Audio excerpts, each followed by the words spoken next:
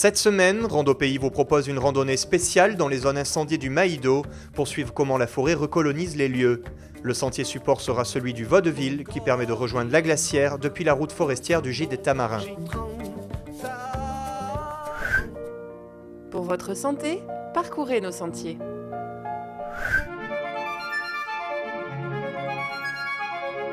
750 hectares en 2010, 2800 hectares soit 4 fois plus en 2011, le double incendie du Maïdo a fait partir en fumée une bonne partie de la forêt de la Planaise des Hauts-sous-le-Vent.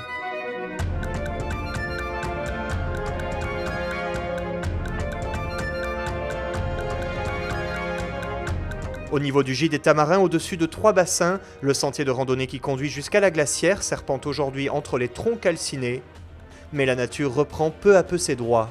À l'origine, le feu est considéré comme un phénomène naturel provoqué par la foudre ou des fois par des éruptions volcaniques.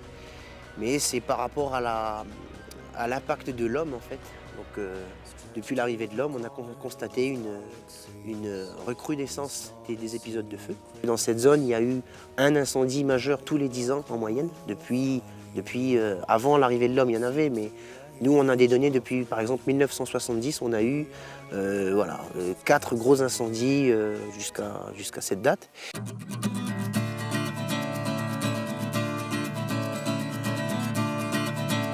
Malgré l'ampleur des dégâts, il existe heureusement de nombreuses zones abritées qui ont été préservées de l'incendie. Des îlots de végétation à forte valeur écologique. Ces poches préservées, pour la plupart, se situent dans des ravines, encastrées, isolées, et qui sont du coup encore humides. Voilà, et il y a aussi des zones qui sont sur des sommets de crête en fait, qui sont la plupart encastrés, protégés du vent aussi. Ces îlots, dans la suite de la reprise de la végétation naturelle, ces îlots vont constituer un réservoir de graines. En fait, quand le vent ou les oiseaux vont passer dans ces îlots, ils vont pouvoir réensemencer toute la zone de façon naturelle. Ce qui constitue pour nous un intérêt primordial pour la suite et pour la reprise de la végétation naturelle.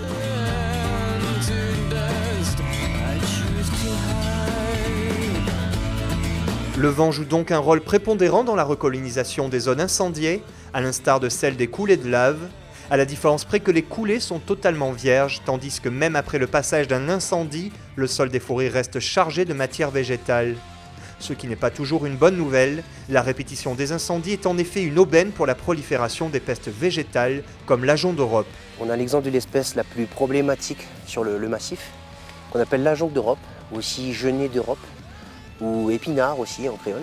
L'ajonc d'Europe constitue un gros problème dans la reprise de la végétation post-incendie, puisque c'est une espèce qui est pyrophile, c'est-à-dire que sa croissance est stimulée par le feu. La stratégie de l'ajonc, c'est sa banque de graines dans le sol. La dormance des graines de l'ajonc est estimée à peu près 40 ans. C'est-à-dire que les graines d'ajonc peuvent être là depuis 40 ans.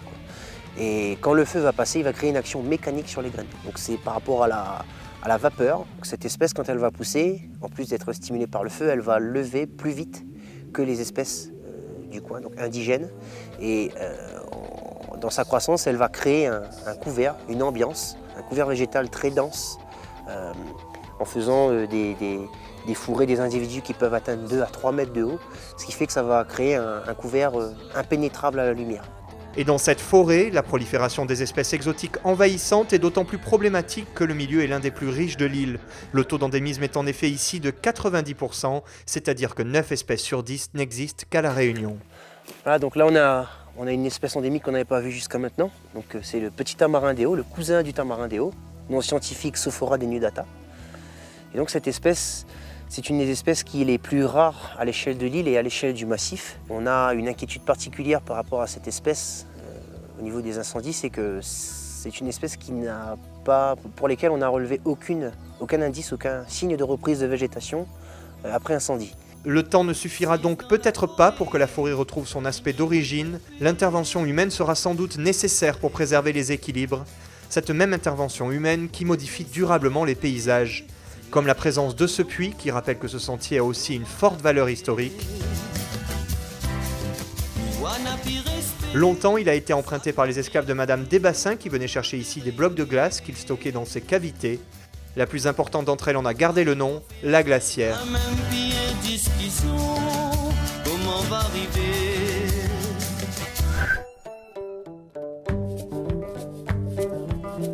Ce qui me plaît le plus dans cette randonnée, c'est le contraste entre une végétation indigène préservée et une végétation morcelée par les incendies.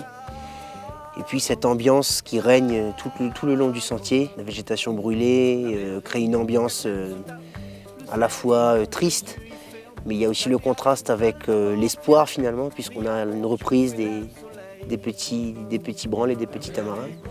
Et je trouve ça assez exceptionnel. Ce que j'aime tout particulièrement, c'est on ressent l'héritage culturel qu'il y a sur cette zone. Historiquement, cette zone a été très visitée par le marronnage, par l'esclavage. Ce que je n'aime pas sur ce sentier, c'est la structure rocailleuse du sol, en fait, où on a qui au fil de la randonnée est très épuisant, très contraignant en fait. Mais ça peut être aussi accessible à n'importe quel public.